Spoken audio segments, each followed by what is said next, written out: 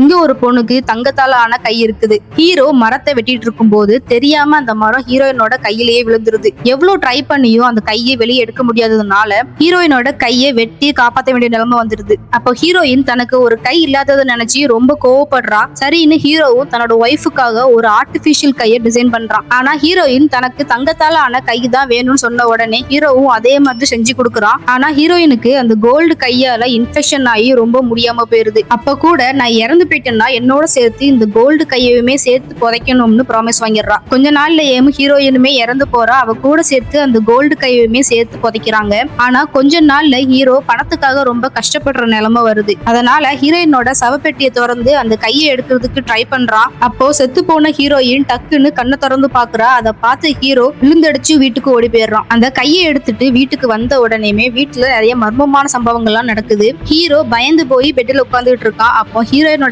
ஆவி அங்க வந்து ஹீரோவை போட்டு தள்ளிட்டு அந்த தங்க கையுமே எடுத்து மாட்டிட்டு ஹீரோ பக்கத்திலேயே படுத்துக்குது.